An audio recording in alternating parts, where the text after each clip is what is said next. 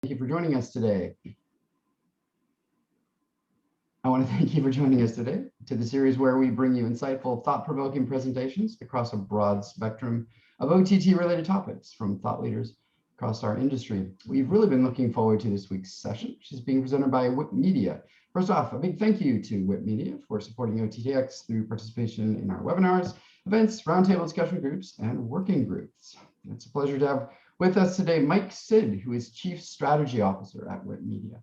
Mike is a renowned expert in media who has been at the forefront of the most radical changes in the industry over the last 20 years. At the dawn of the internet age in the late 1990s, Mike created Sound Exchange for the US recorded music industry, the first digital music rights collective in the world.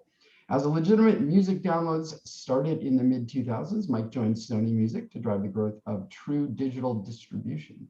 In 2008, Mike founded MediaMorph, acquired by WIP in 2019, where he applied his experience in music and TV and film. As the CEO through 2014, he built MediaMorph into the industry standard for digital distribution, broadcast, and cable. Digital distribution. Broadcast and cable named Mike to their digital all-stars in 2017 alongside other industry luminaries. Mike's presentation today is very relevant at a time when viewers have a seemingly unending and even overwhelming number of choices about what to watch and even how to watch content. This presentation is entitled How Content Demand Prediction and Rights Aggregation Will Help You Win in Today's Hyper-Competitive TV Marketplace. So with that, I'll turn it over to Mike to get things kicked off. Mike, welcome. Thanks, Eric. Really appreciate the intro. So I'm going to share my screen now. Great. Okay. And as Eric mentioned, I'm going to be talking to you today about overall about meeting the challenges of today's TV platforms and all of the and what is happening right now.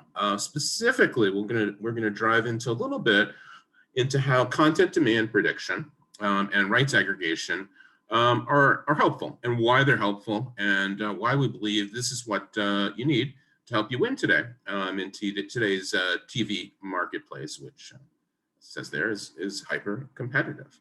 My name is Mike Sid, Chief Strategy Officer of WIP Media Group, and here we go. So.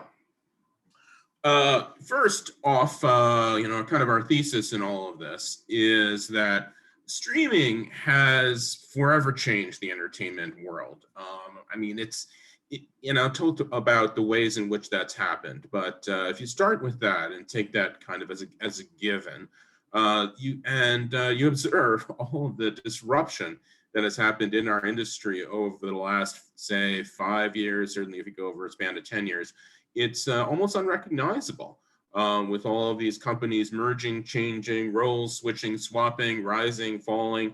All of that sort of stuff is driven at its core by streaming.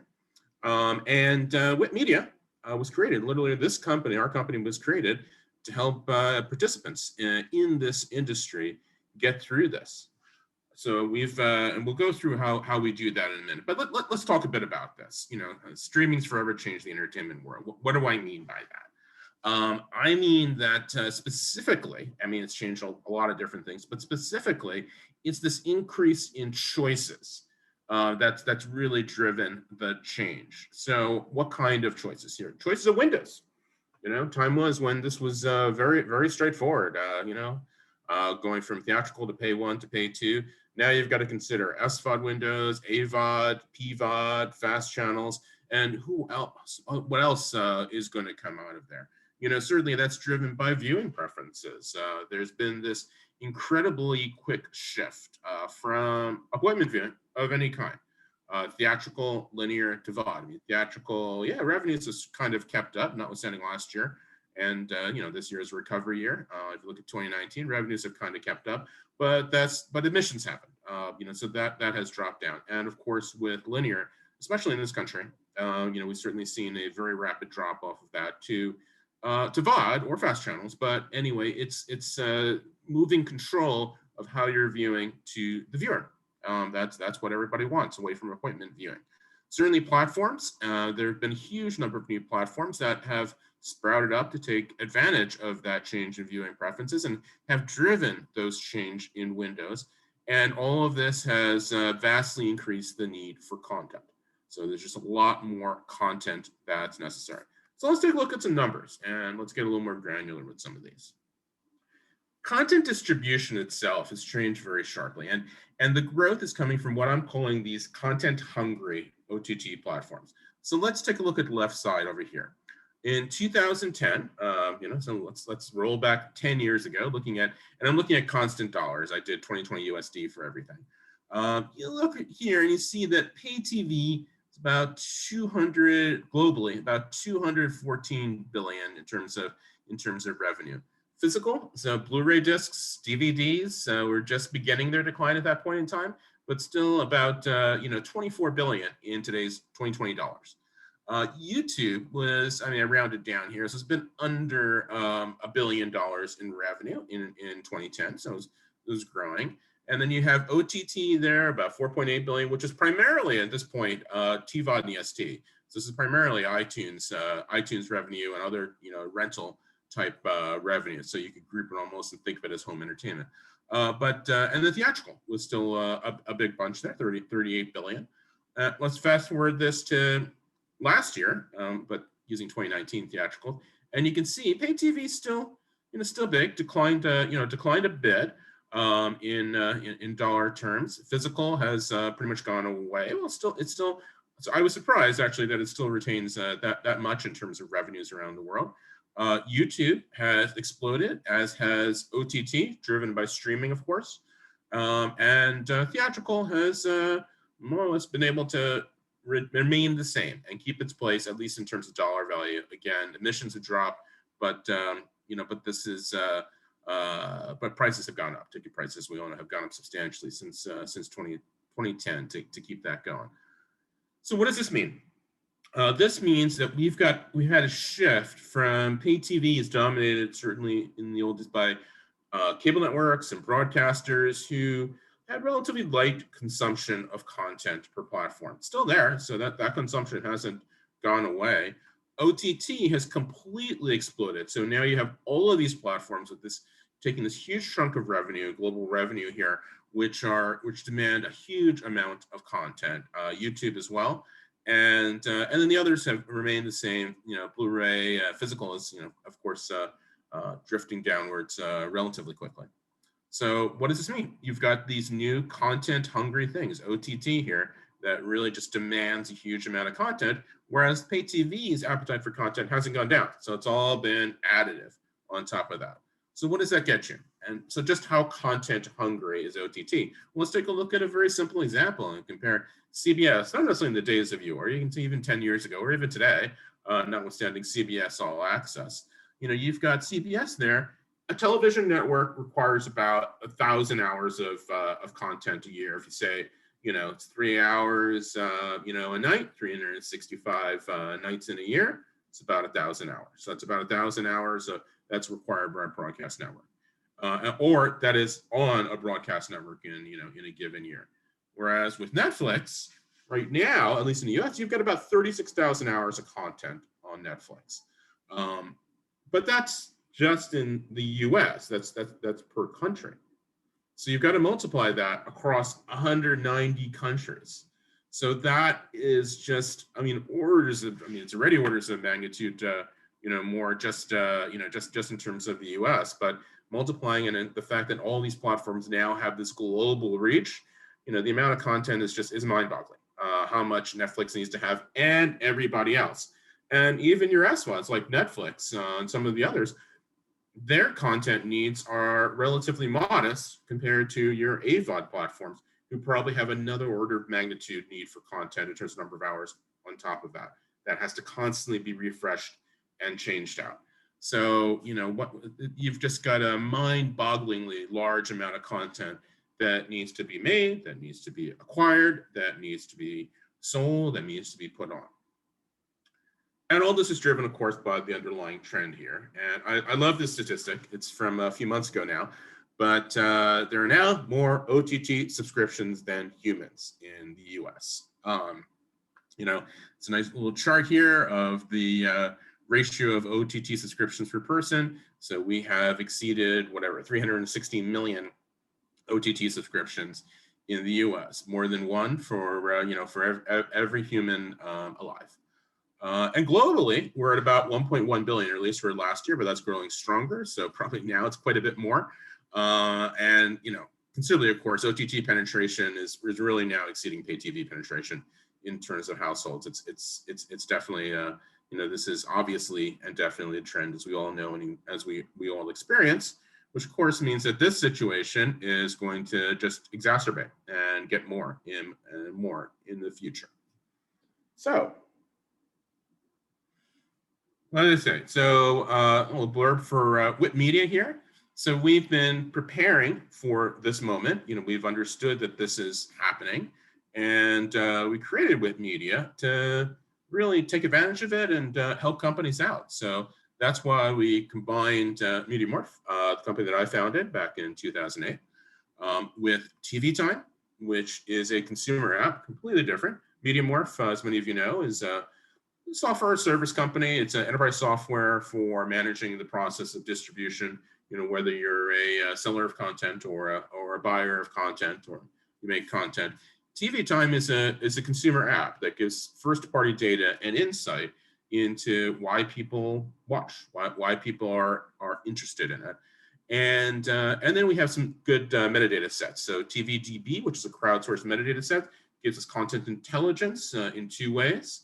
It's got 15,000 crowdsourced editors who are constantly looking for new content out there. So we'll know of content a year or more before it premieres or has its first run. And we also have a set of streaming availability data, so we know what content is where.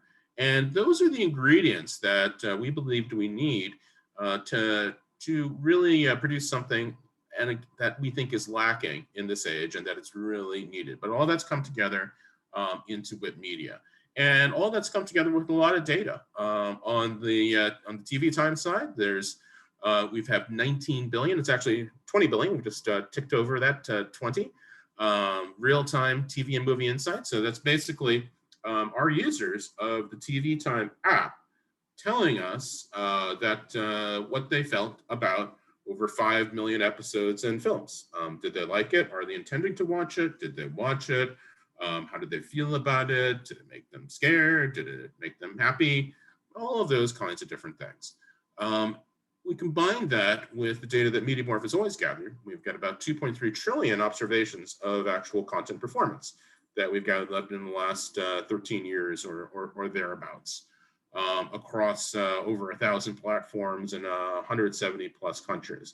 So we have actual performance, we have our first party opinions of data, and that's, together is what comprises the data set that we can bring to the table. So we took that data and we created something that I believe is novel and that's really needed in the industry. We're calling it our demand score, but essentially it is a prediction of how well a piece of content, a title, will perform in the future on a particular platform in a particular territory. So how do we do this, right? I mean, it seems sort of like a, kind of a magical thing. And why do you need this? Well, you need this because if you're acquiring content and you're trying to choose content, how do you do that? How do you know that, one title is going to work better than another title on your platform? Or if you're being offered 3,000 titles, you need to take 2,000 of them or 1,000 of them. How do you know which are the best 1,000 for you to choose? Or, comparing between, two content providers, how do you know where you should spend your content budget? And similarly, if you're selling content, how do you put your best foot forward, right? I mean, a lot of this stuff is now becoming rev share, especially certainly in AVOD and FAST, and increasingly in SVOD as well. A lot of this is rev share, and it's up to the seller to make sure that they're getting the content that's going to perform best on a particular platform onto that platform. And you see things like, Amazon PVD even. It's totally up to the seller of content, what should go best there and what should work best there. So it's not just, trying to get the best price anymore. It's now both of these sides needing to have content that performs the best. So how do you know that? How can you predict that? How can you predict that across a mass of content and do that quickly? Well, that's why we created our demand score, which is exactly that prediction. So, we can predict, a demand score, which is in the scale of 1 to 200, 200 being the best a title can do on that particular platform for that particular window, and 100 being average performance. And we're predicting, as I said, at a platform and territory level. So Rakuten AVOD in Spain versus Pluto TV AVOD in Spain, differentiating between the two. So where do we get the data from that we're able to build this model? We have two unique data sources, data sets, that allow us to do this. The first is our TV time user behavior. So as I mentioned, we have these 20 billion now TV and movie insights from across 18 million global TV time users. And, we've built all of those insights, we're getting about 350, 400 million more of them a month, give us this idea of how content is related, how one title is relative to another title based on the way that our different users engage with it. So we're able to build, kind of like just like a rec engine does, a real model of how content is related to other content. But of course, that's not real performance. In order to predict how something's going to perform, you need performance data, and that's where our performance data set comes in. We uniquely have this, as I mentioned earlier, this 2.3 trillion observation data set of content performance across thousands of platforms around the world. Because of that, although 2.3 trillion sounds like a big number, as we all know, that's not that big a number, especially if you're talking over a decade. It isn't that huge a number. It's really more the 1,000 platforms and the 170 countries. That's the more important part. It's got breadth. It's not the deepest data set, but it's got greater breadth than any other data set that's out there. And now you combine those two, you build a model based on your performance data to predict performance, of course, and you incorporate what are called content bendings, or product information from all of this TV time user behavior. And now you can predict how a particular title is going to do on a particular platform in a future window. And the window is important as well, because of course, as you have new releases, that's going to decay over time. So when you're looking for is also important. So that's what we've created with our demand score. And what went into it, as I mentioned before, is our similarity data from our TV time app. TV time is a very interesting thing. It's an app that is asking our users two things, basically. One is, what is it that you intend to watch? It's like a universal watch list. So as opposed to what you see on, within Netflix, you have a watch list. Within Amazon, you have a watch list. This is a watch list across everything. And a watch list that is country specific, so it's it's for you or not for you, and you follow things in it. You're basically saying, I intend to watch this.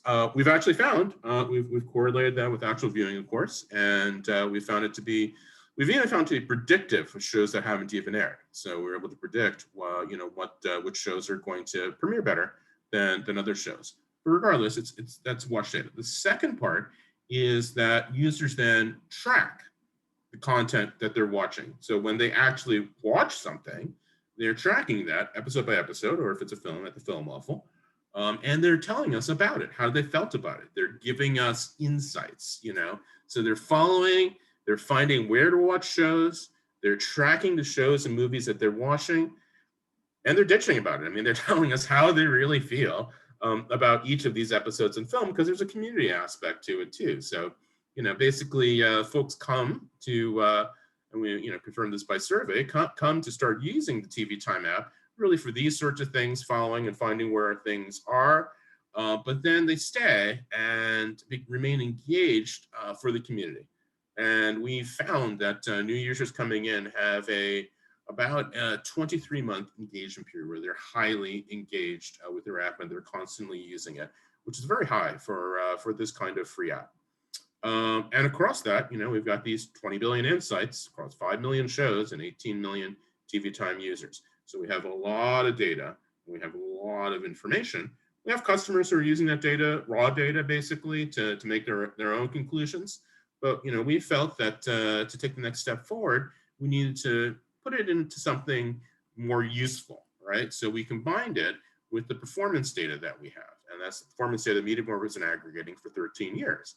So about 2.3 trillion observations of performance across 1,100 platforms, 170 territories. We do this on behalf of about 30 content providers and track all of their global distribution. And for a subset of them, we have the right to create derived products such as models, which is what this is. So that is what we are, that is where we're getting performance data. It's directly partner reported. So we have the real performance data, the actual performance data, whether it's for that platform number of views, if it's AVOD or SVOD, if it's TVOD, for example, maybe it's number of rentals. We have that actual performance data, and we're able to combine that with our other data, and that's how we build our models. So I'm going to go into an example of this, but let me take a pause here first and see if there are any questions that anybody has before I jump into the rest of this. Thanks, Eric, Mike. any questions? Yeah, if there's folks, we'd love to hear questions from you. Just feel free to drop them into the Q&A bin in your Zoom console. We'll get to those when we can. Man, I just, you said 2.3 trillion isn't a large number, but it seems like a pretty big number to me. And maybe it's over a long period of time, but I think it's kind of been the last few years. It's all been about data, big data. I just need lots and lots of data, and that's just a hugely important part of this business now, of any business. The thing is, once you get all of that data, let's just say you do, and then you have records and records and fields and these giant data sets, and it's changing all the time. What does it mean? How do you interpret it? And for organizations that especially that are emerging, maybe they're smaller independent studios or smaller emerging channels and distribution organizations, you're already pretty busy. There's a lot going on, and so I can see where having and we're real big supporters of our service providers in the space to help with things like that, where it's just really, really vital to understand what's going on in the data. And we encourage folks to take advantage of the services from companies like Whip Media that are really focusing on this and putting a lot of energy into it. It's super cool to see. I'm curious about like 2.3 trillion consumption observations. So you showed us your app, Mike. Is that what an observation is? Is when people select something in there, or is it you're actually able to see that someone is actually watching something? No, it's completely different, actually. It's not at all from the app. It has nothing to do with the app, actually. So the business of MediaMorph, or one of our main businesses, had been and still is, actually still our major revenue source, is helping content distributors, the major studios and smaller distributors, to track their third-party distribution. So when they've got content on Netflix or on YouTube or on Sky or on iTunes or wherever, 1,000 platforms around the world, all of that data comes back to us for these 30 or so large distributors, and has for the last decade, and probably like about 13 years or so, according to this slide.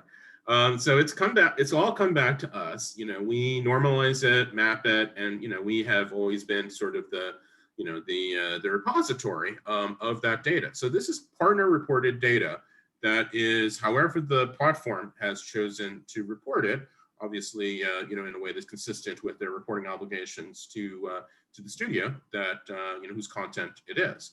So this is nothing to do with the app. This is actual performance data that the platform has reported back, that we've been gathering on behalf of the major studios for the last decade.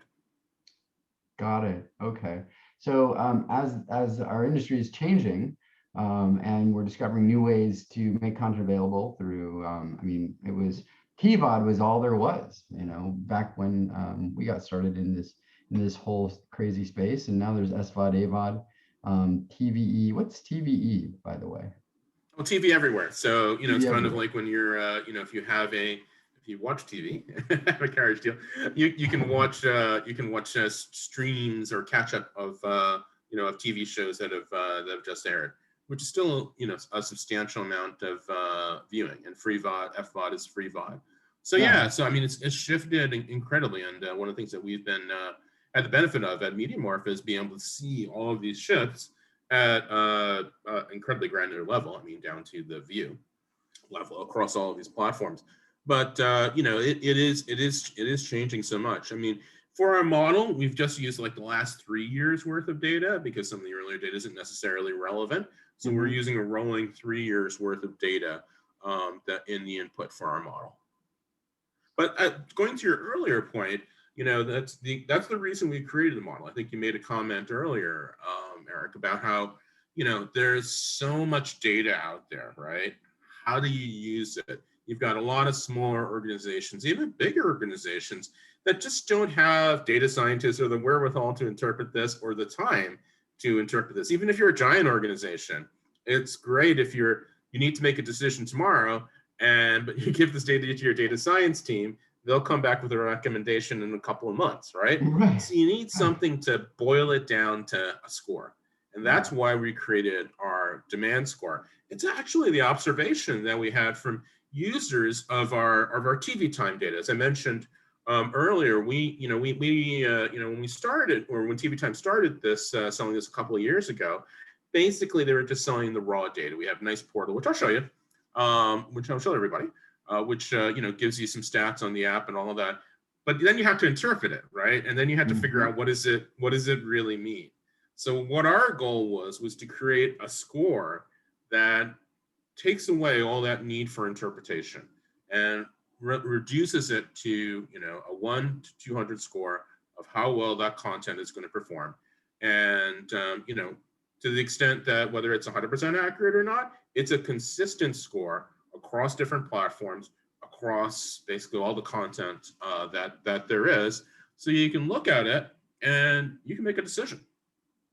Yeah, it's super cool to see the innovation that the industry is making, the service and tech organizations are making. We've come a long way from just being an encoding house, churning out files. So I want to let you get back to your presentation, Mike. I'm looking forward to seeing some of the examples that you can show us as well.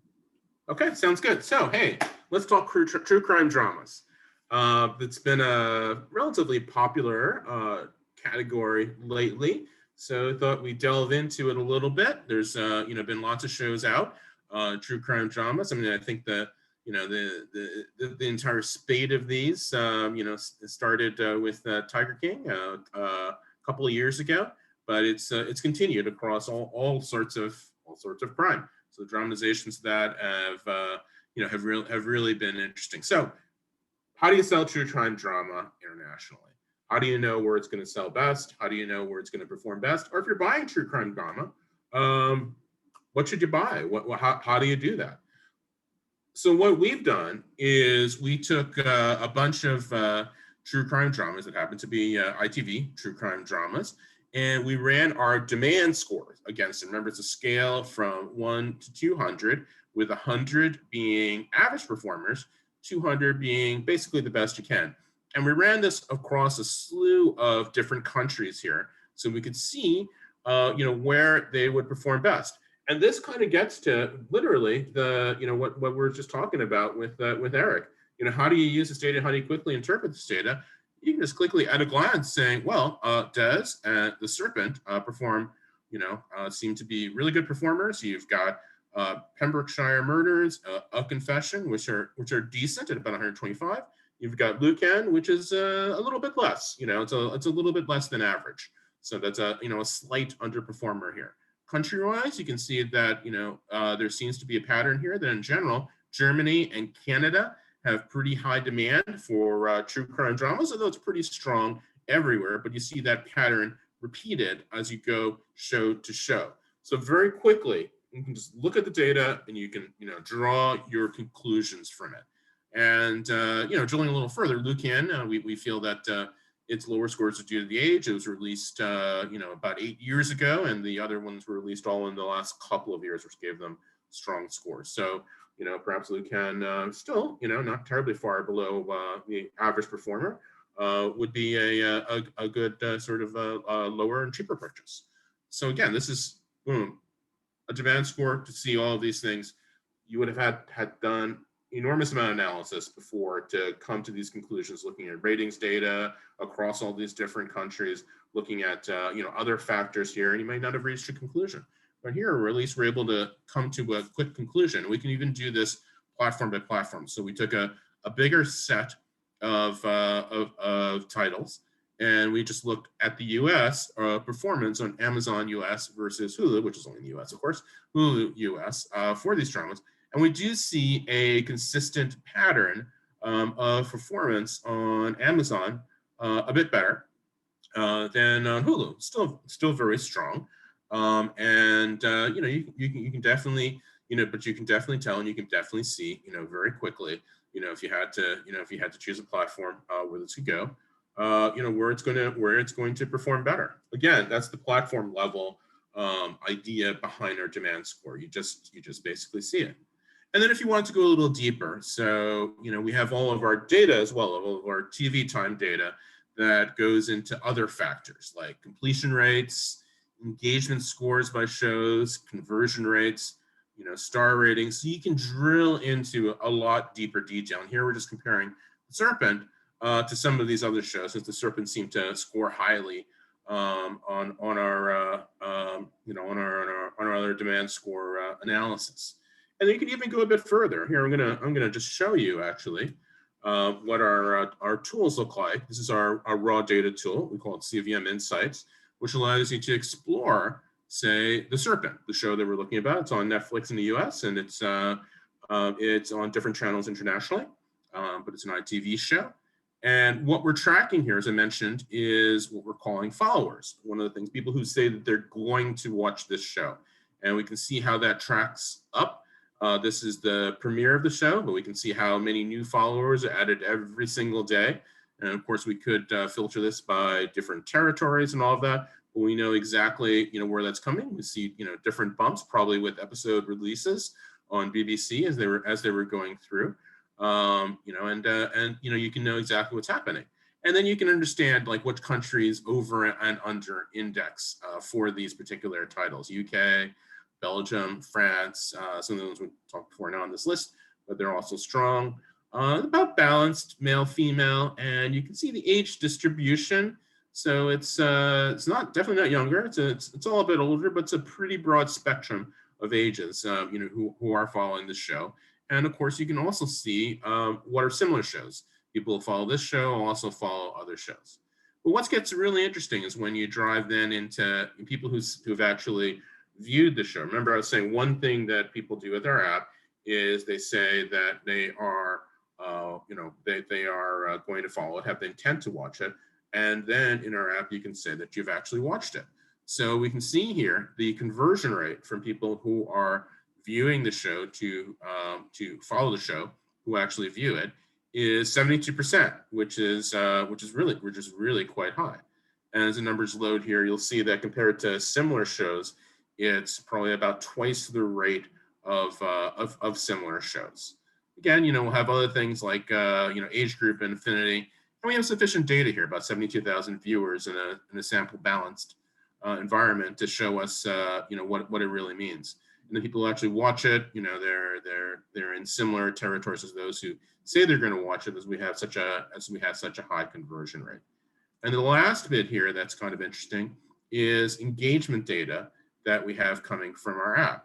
So this is really about, binge rates, whether engagement scores, whether the audience ratings are, who are the favorite characters, whether it's, overall or episode by episode in this crazy chart, as you see people go up and down.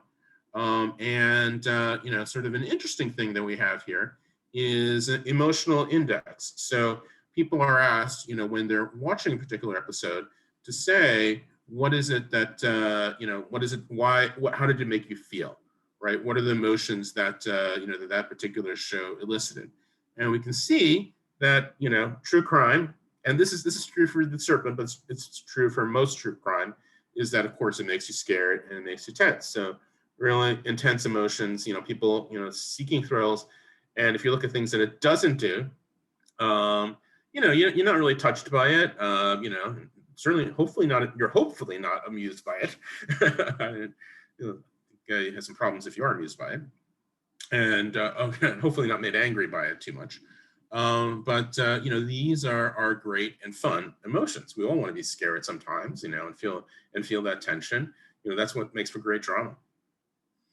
So, and we can even go deeper, like we'll have comments from users and all that. We got 127,000 reactions. So within our walled garden, and you can see exactly what people said or what people are posting or how they're interacting with our community about all of that information. And then you can also see what are the favorite moments within the show. So like which scenes are really people's favorites. This is kind of a unique data set, but it really gets into this engagement and this notion of like what's going on inside the show. So that's kind of the unique data set that we have with our TV time data.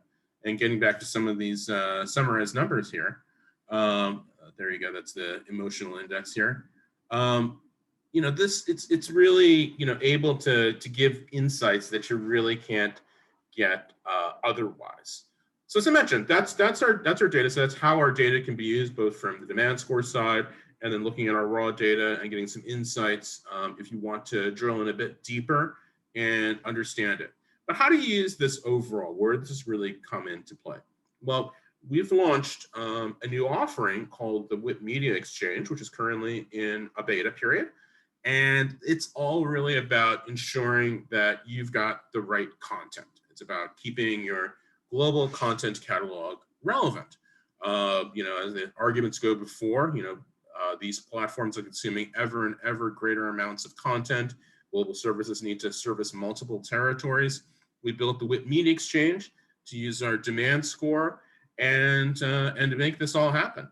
Essentially, it's a way for both buyers and sellers, for buyers to be able to find the right content for their platform, for sellers to be able to target their content at the right platform, and do this in a framework, decision framework, using data to help with the selection.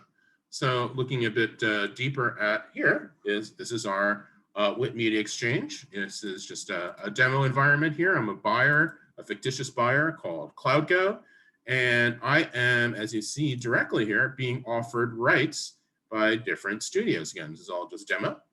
And the rights that I'm being offered are very specific. So I am actually, just to let you know, I'm CloudGo, an AVOD and SVOD platform that operates in Italy, UK, and Brazil.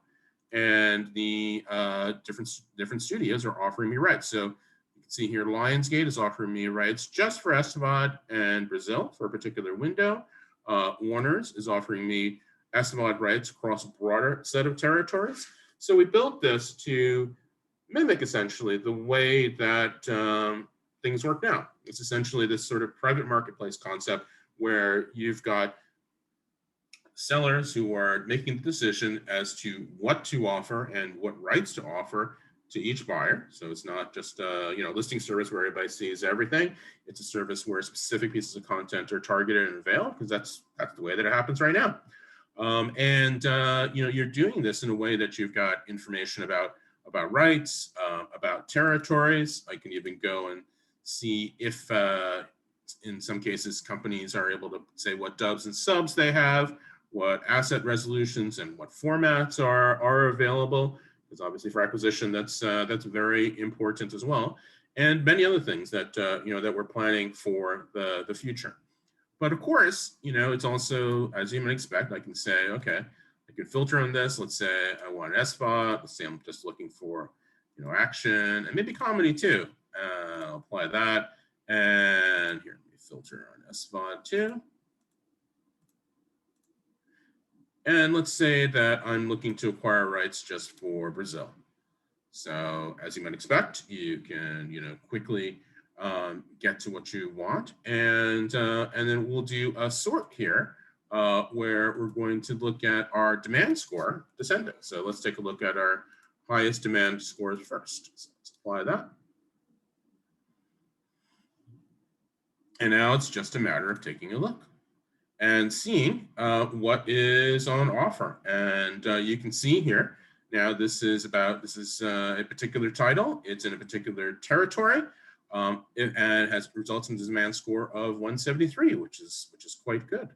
If I were to change the territory here and say UK, or go to say Italy, then the demand score would decrease. So here it's gone down to 156. So it performs better in Brazil than it does in Italy. I've got some notions of historical consumption trends here. The timing of that little notch there, as you can see in the middle, is around December, where there's a bit more consumption, and it's pretty even, but it's a relatively even performance. And I can continue to sort through here and see other titles and see how they perform in relative manner. And then I can also see demo affinity. So Hunger Games, Catching Fire, 18 to 24 female is the demo affinity that we're picking there. In some cases, these are relatively even across many demos, so there isn't one that's necessarily higher than another. But it's a very quick way and a very easy way for you to understand, what is, and King Arthur now is 18 to 24 male, swords and all that sort of stuff. So it's a very quick way for you to evaluate content. So it says two things. It's this industry licensing workflow where you've got sellers offering buyers specific rights, and then this decision framework built into this where you can decide what is going to work for you, or if you're a seller, decide what you want to offer to different buyers.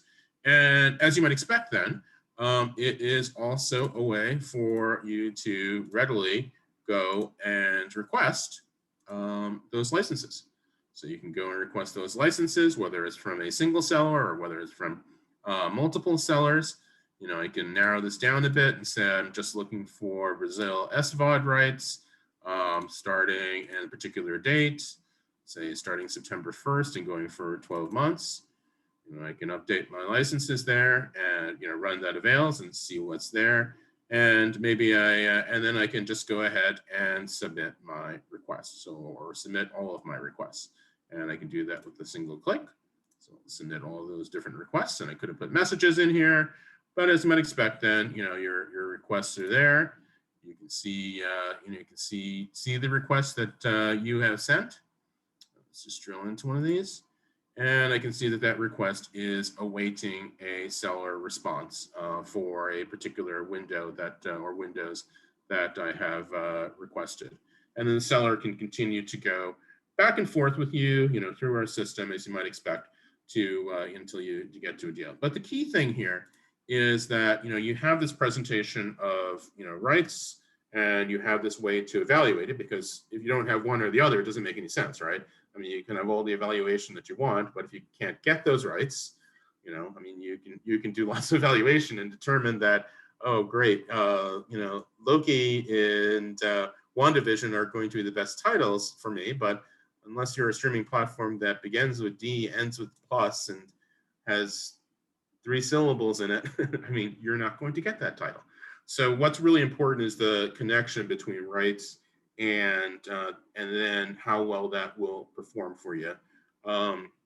And that's what we're offering, and that's why we're putting these two things together. This is just the first place that we're going to deploy our demand score. We're going to deploy it in other parts of our environment. We're probably going to create additional scores for things like merchandising and recommending content within your site and all of those different things. But again, using the power of the data that we have, and obviously machine learning, AI, and all of those other good things, because that's that it's out there. The data is there. It can be used. You can use it to drive things, and this is what we believe is going to be necessary in this current environment to really be able to make smart decisions, use your budget wisely, and win in this environment if you're a TV platform. So I will stop there and offer thanks to everybody, and ready to take any questions. Thanks a lot, Mike. That is really, really cool. Congratulations on on getting the exchange out into beta. That's incredibly powerful.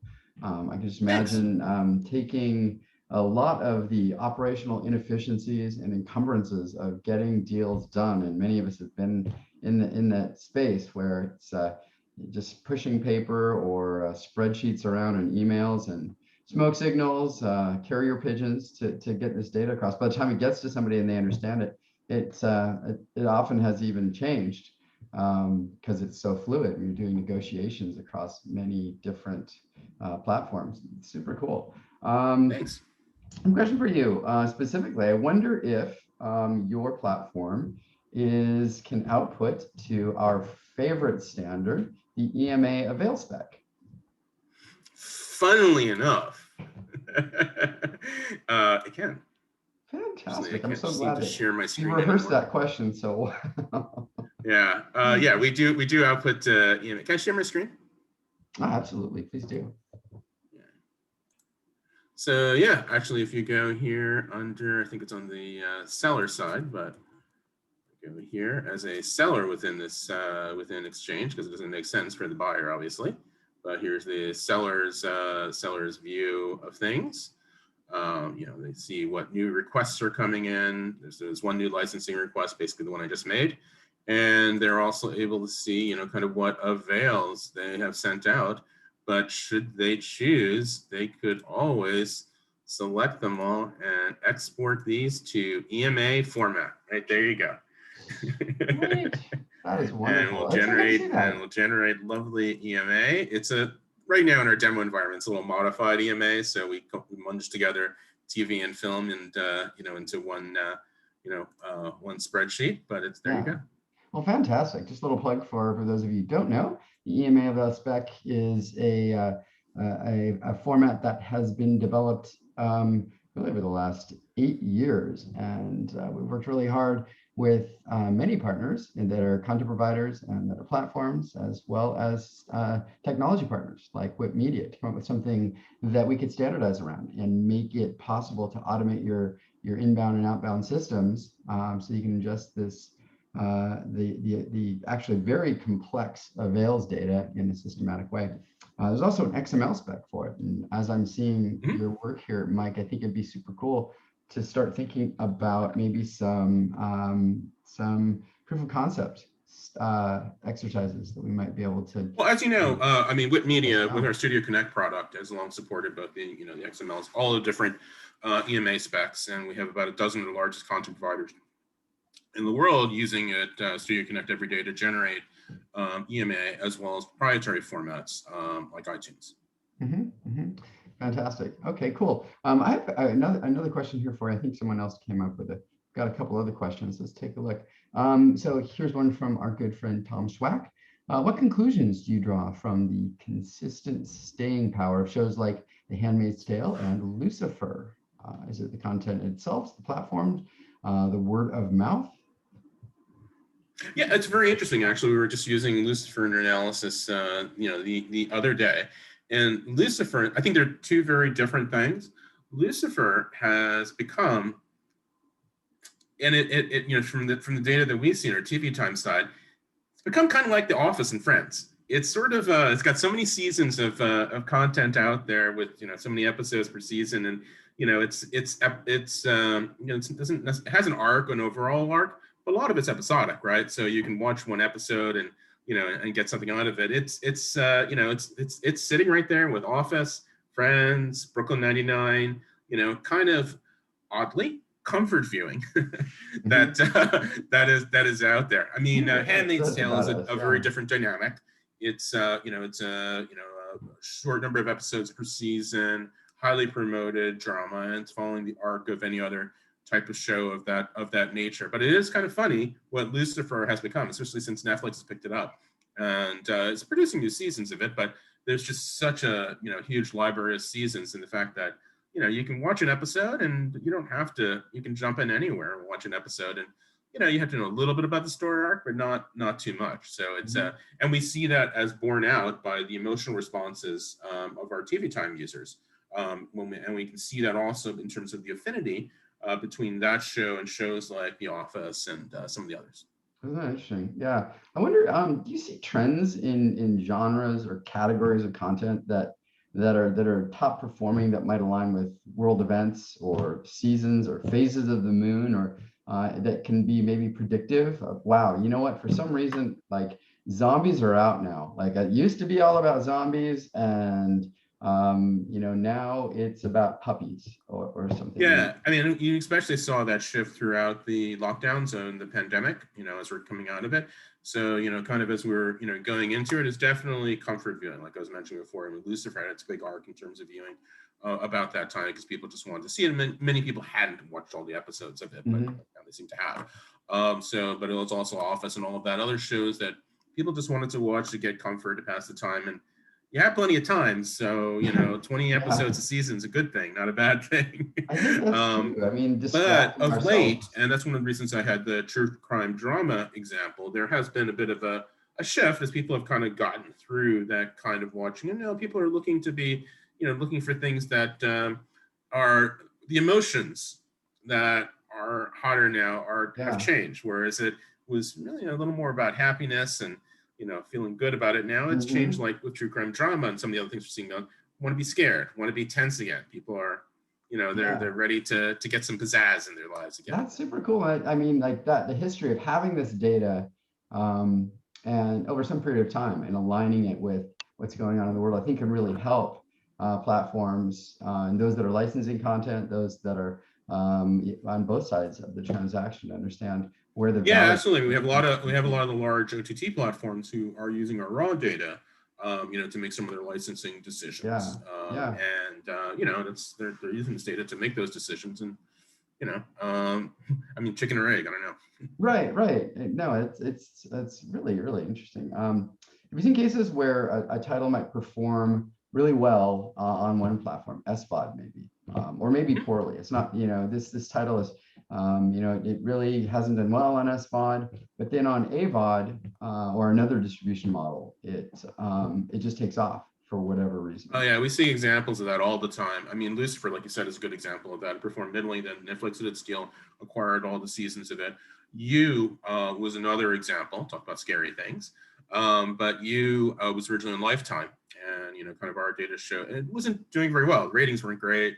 There wasn't that much overall viewing of it, but we saw a huge engagement of it, and we saw an affinity to a lot of Netflix shows. We're not going to take credit for Netflix buying it, but we had pushed the idea and showed that it would perform much better in Netflix. Netflix then did acquire it, not tied to our data probably, although they're a customer. Just as we predicted, boom, You became, at least for its period of time. And Netflix shows are funny, right? I mean, there's about 2 weeks or so when they blow up and then they fade away. Yeah. With the exception of things like Lucifer. You see that, and it blew up. When the second season was dropped on Netflix, just as we had predicted. Predicted that it would. So you can see things. Cobra Kai is another example, of course, but everybody knows that one.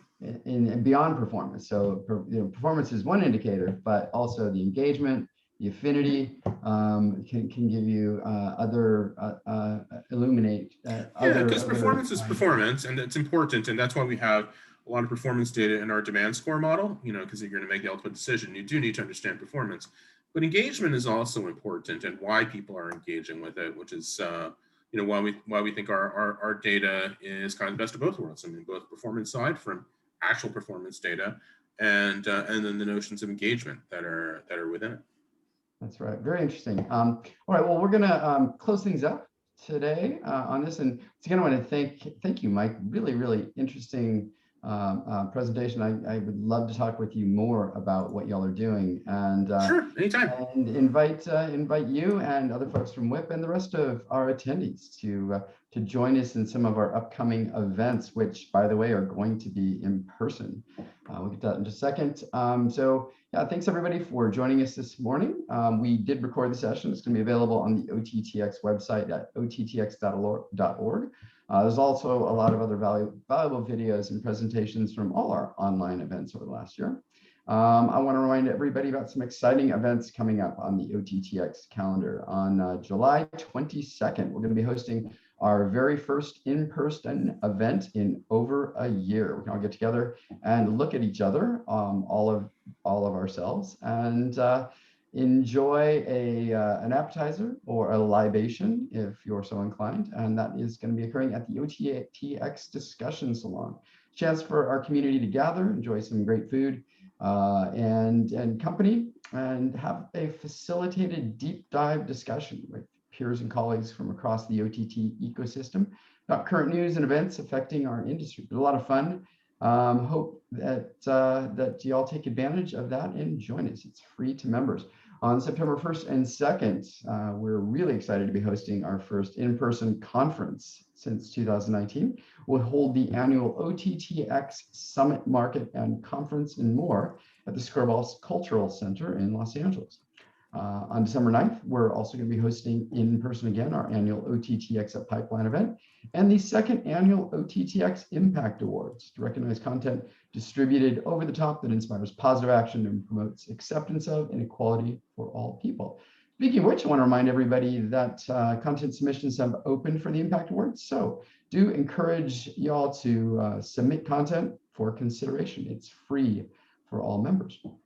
You can find out more about all these events and programs at the OTT.X website, OTTX.org. I'm going to drop that into the registration link, so you can just click on it and register for our upcoming summit in September. We're really looking forward to being there in person and to seeing you all there.